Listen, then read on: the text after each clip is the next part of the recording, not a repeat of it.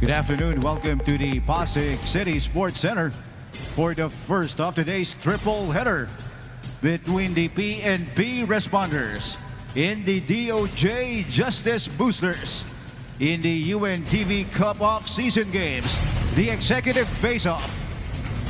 Let's first meet the starting five of your PNP responders. At center, number 3, Dexter Vitug. At guard, number 12, Camilo Cascolan. At forward, number 22, Anthony Padua. The other forward, number 85, Philip Phillips. And the other guard, number 97, Jason Aguilion.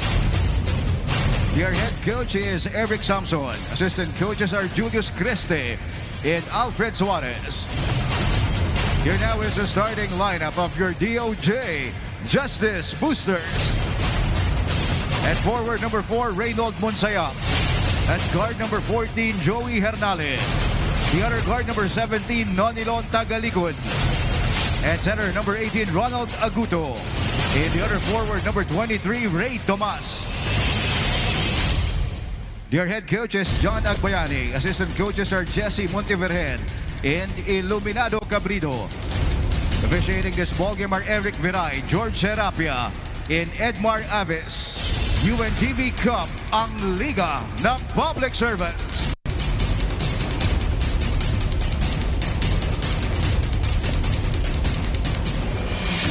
Okay, under na po tayo sa ating unang laro sa araw na ito. Jump ball po tayo. Si Abuto at si Vitug lulundag at ang bola ay nasa PNP. Gusto ko lang ipunto para sa PNP. Malaki kawalan itong si General Albayalde. Rather yung... Grabe, no? Siya pala yung nasa yung sa Resorts Nung World. unang-una kong nakita, sabi ko nagulat parang ako, kilala ko siya. Kasi nakita ko yung pangalan, sabi ko na eh. Nung sa Batanes kami, nung na-study kami, nung nangyayari yung Resorts World. Wow, sabi ko, player natin yun sa UNTV Cup. Baka may gusto kang batiin sa Batanes. Marami tayong kaibigan. Mamaya, mahaba-haba itong araw na ito. Ako si Malukay ko ng Batanes. Matagal ko nang gustong puntahan yung lugar na yan dahil nasa Pure Foods pa ako nung nagko-coach. Yung standing invitation sa akin, hindi ko pa rin napupunta. In the future. At yan eh. Bukas. Ang ating first quarter hatid sa inyo ng Black Mamba Energy Drink. At wala pa ho tayong score sa ating laro. At ito yung medyo mga teams na nasa condition, Ronnie. Yes. Sa katotohanan, itong DOJ, itong pinakamagandang tinatakbo nila. Based on the last 5 years na nakita natin sa mga pocket tournaments, sa ating mga major tournaments, dito talaga they had an unbeaten run in the first 2 weeks. Only to taste defeat sa mga kamay ng Senate Sentinels dahil itong si Warren Chan gumawa ng 30 puntos sa labang iyon. Let's send it to Ryan in the corner. Ryan? Alright, thank you, Seb. Kasama ko ngayon dito si Coach John Agbayani ng DOJ Justice Boosters. Coach, what's the game plan coming to this game from your loss last week? Bale, yung game plan namin for today is siguro mas sisipagan namin sa depensa. Kasi yun yung napansin namin last time na medyo nag-lax yung team. So ngayon, more on kami siguro. Sipag sa depensa talaga ang kailangan namin. Coach, ano yung mga ginawa nyo sa practice, yung mga adjustments na ginawa ninyo para mas ma-improve nyo pa yung game ninyo? Basically, last Tuesday kami nakapag-practice. So, yun lang. Pinalish lang namin yung zone defense namin. Then yung mga half-court press namin. So, pinalish na namin more on depensa talaga. So, yung offense naman namin is anyone can shoot naman, sabi ko sa mga players. So, yun lang. Sabi ko, if you're open, you can shoot the ball. Then pag mintis naman kami, bababa lang kami sa depensa. Coach, maraming salamat. Good luck po sa game ninyo. Coach John Agbayani po, DOJ Justice Boosters. Back to you, sir. Okay, pinasimple lang nila ang basketball. Yun. Basic basketball lang. Fundamental things. At simple reminders just to make sure na merong semblance of organization. This is a team that is built around really good guards. Kakulangan lang yung matatangkad. Pero itong si Aguto has been trying to man the fort in terms of frontline presence para sa kanila. Ganun din naman ang ginagawa nitong si Vitug para dito sa PNP responders. Siya ay tinatawag na point center, being siyang naglalaro sa gitna para dito sa white shirts here in this competition. Makikita natin DOJ tumira ng kapos. Padua. who led the team in scoring 2 games ago, will miss but will go to the line for 2 free throws. Padua sa kanilang huling laban para dito sa team ng PNP ay nagkaroon ng 15 points kasama si Phillips na may 15 points din.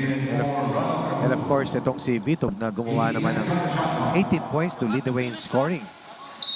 But the main thing that really strikes me dito kay Vito, he had 22 solid rebounds in that losing cause.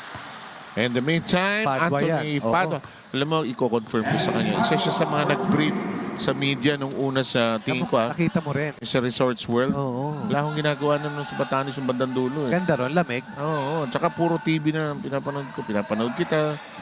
Bakit ako? Siyempre, na-miss kita eh. Damantala, Bitog, muntik mawala. And the easy basket on the break on a 2-on-1. Wala pang puntos para dito sa DOJ. 7 na para sa PNP. Pinakamalaking kalamangan. Halos 3 minutong nagdaan. Wala pa rin puntos ang DOJ. Oh, until that time. No problem that time for Munsayak. Parehong teams naka-zone defense. Patibayan ng 2-3 zone alignment. Munsayak binasa again with that short corner looper. That won't work. Rebound. Pinaglalabanan. Aguilion, or Padua rather, picking it up. Aguilion, this is Padua. Fires a 3. It is short. And it bounces out. DOJ with a new opportunity to get more points on the board. PNP was at 8 of 27 for 29% from the 3 last week. Problema nila, they were 15 of 28 from the line. At yung tapon ng bola, naging sakit nila ron sa labang iyon. Second basket by the DOJ. Tomas finding the target. 24 points last week para dito kay Tomas, conference best. Ayun naman si Padua, hindi pumasok. It was almost 1 against 5 in that last sequence.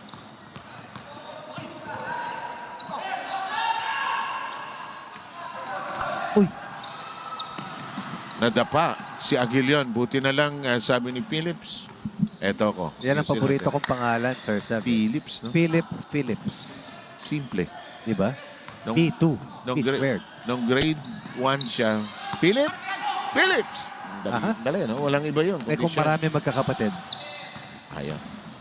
paano yun? John Michael Phillips. Diyan ka magaling. Peter. Kala ko yung sabihin mo sa Peter June. Simon. Eto. Ito sa basa mo ito, mas athletic itong ano eh. Bata itong pa PNP. eh. Batang-bata ito eh. yan.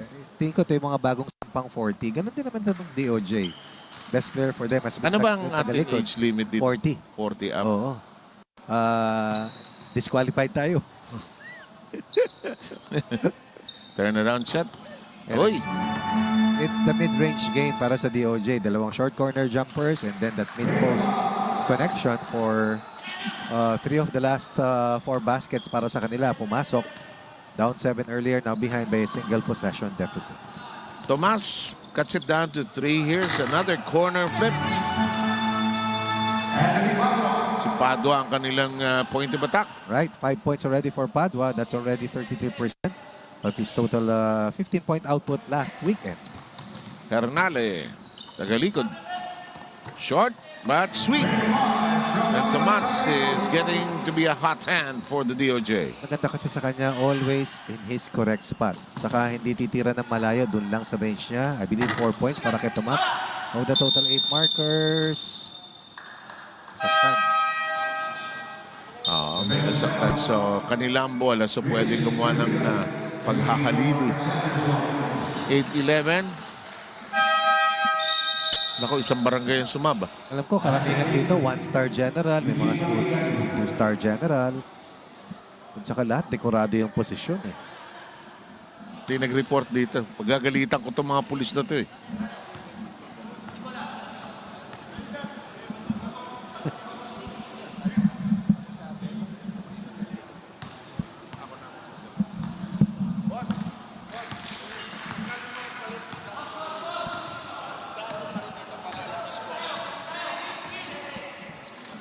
Ito na naman si Tomas sa ilalim.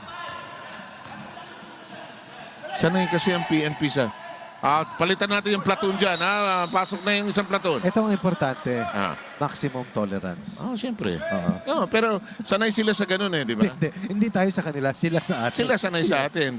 Pero tayo kasi, lahat tayo, mas mahigpit pa tayo sa immigration.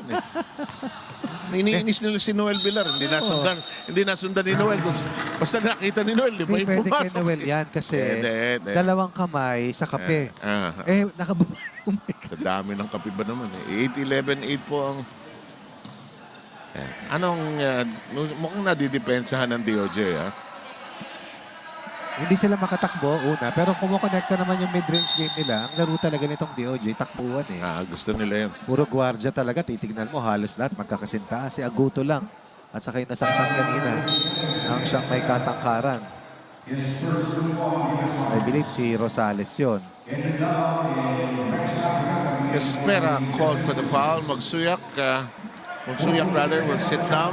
Tomas will also sit down. So new troops on the floor for the DOJ. Number 20, itong si Edwin Labaw ay nasa floor. Yun, pumasa. Nice pass. Hindi lang pumasok. Pero identified nila yung open area. Ang tumalo rito sa DOJ last week ay Senate Sentinels. That was the first big upset na nakita natin. Gayong walang panalo pa ang Senate Sentinels.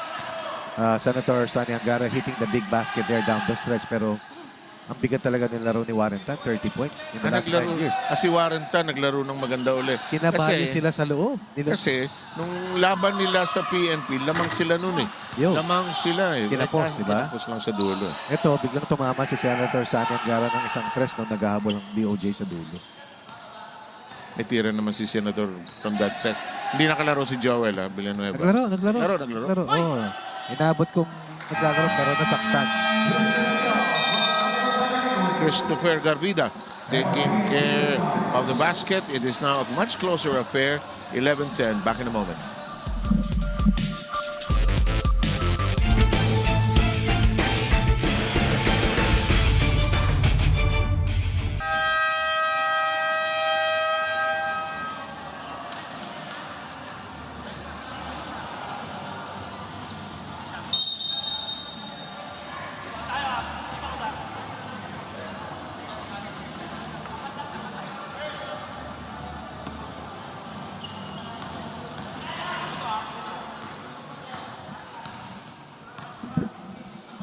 Wala ho kaming monitor kaya hindi ko alam kung on the air na kami Bakit ulit. sinabi mo, Kuya? Ikaw kulay mo yun. Ang bihiro na. Oo naman. Samantala, ang PNP hindi nakascore. Ito si Eto na. Tagalikod. Eto na. Parang tantantantinin na. Ayan na. Hindi pinilit. Tinira ni Africa. Hindi lang pumasok. Rebound. Labas. Simula tayo, 7-0. And in the last 4.5 minutes, outscored itong PNP. 10-4. At si Bitog nagpahinga na.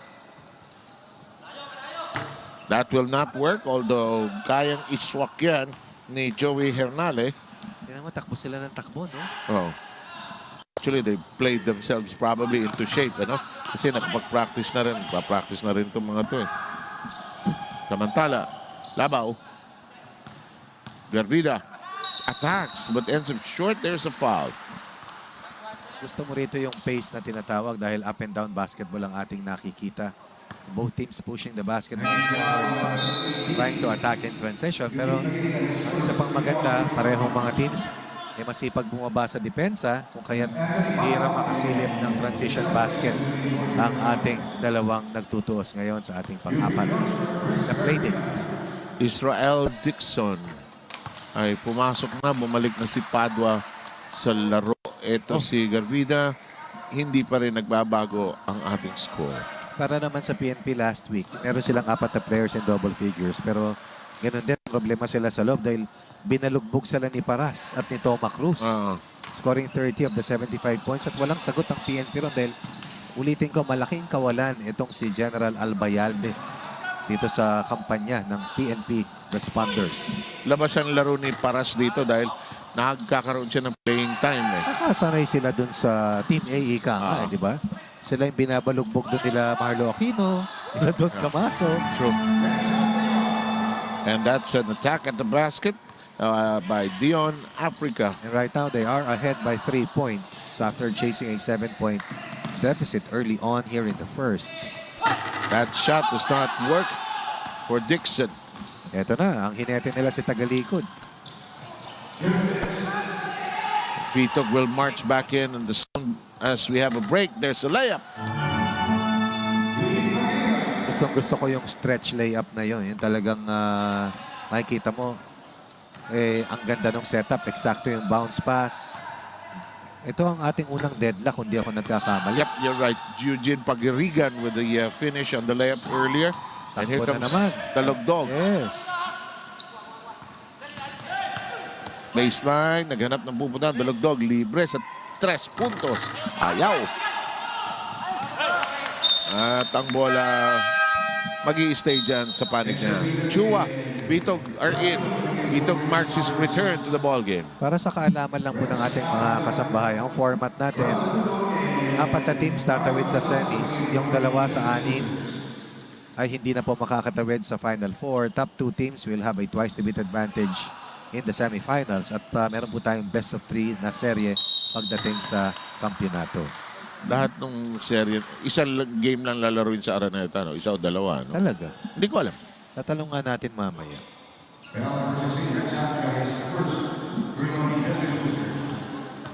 Ito pa, isang Yung floor pangalan. director natin, cameraman lang yan.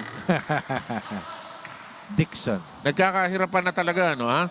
Kala ko may budget na. Iba na yung makeup kanina, eh. Kasi ang tawag dyan, Multitasking. Okay. In short, jack of all trades. So pwede tayong kung ano gawin natin dito. Walang pakialam tong floor director na. Oo, kasi ano yun ah. Ha? Siya nga, eh. Siya nga yun. Excuse me. Cue na ba? Wala kang monitor nga. Wala nga ako makita. Malay ko kung ano nangyayari. Sa'yo, wala ako. Meron, no? Puro numero naman. Hindi, 2 sandwich. Ayun. Floor battle. And here comes Rosales. Forward. Hernale. Joey Hernale. Dixon with the foul. Sayang yung turnaround ni Hernale. Alam ko na. Bakit? 2 TF niyan ngayon. Ha? Tara, magano tayo. Mag-isip ng ibang magagawa. Scorer ka na. Ay, meron ako. Total naman, lagi naman tayo pinagkakamalang scorer dito. Magbabarker ako sa second game. Sabay play, ang hirap. Nakakapag-barker ka ba? Di ba mahirap? Hindi ko nagagawa. Last time and only time nagawa ko yan officially. Crispo Toyota 2003. Talaga? Ano Ano? reunion game? Naglaro ako noon. Hindi. Kailan ka naglaro? Walang laro Naglaro ako noon. nung umpisa? Oo, 2000. Kaka-retire ko lang noon. Crispo Toyota yun. Yes! Kami reinforcements. Hindi exclusive Crispo Toyota Ay, hindi game. pa ako nanood. Baka, Hindi pa baka kami yung ulit. Oo. Ganda naman ng galaw. Ay, hindi lang pumasok. Vito, naghanap ng ibang angulo para pektusan lamang ang PNP ng isa 16-15. And no doubt, he is the top player para dito sa PNP Responders. Workhorse, two-way player. Anytime he is out, malaking bagay yung pagkawala niya. Pero anytime he is in, napakalaking bagay din. Last shot, nice location. Hervida got a good feed from Joey Hernale. DOJ playing a little better at this point as Padua attacks. He is fouled.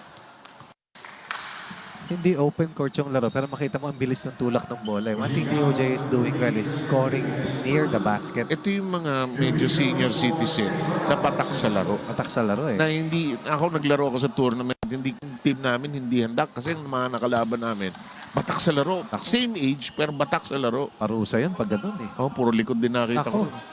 Saka pagpagod ka na, yung number parang gumagalaw. Yung team nila Mr. Rene Pardo, tinalo namin minsan. Pero when it mattered na, hindi kami nanalo doon kay Mr. Pardo. 2 seconds ago. Bisita nga dyan. One long heave, no! And at the end of 10 minutes, ang ating score 18-17. Ang PNP ang nangingibabaw matapos ang 10 minutes.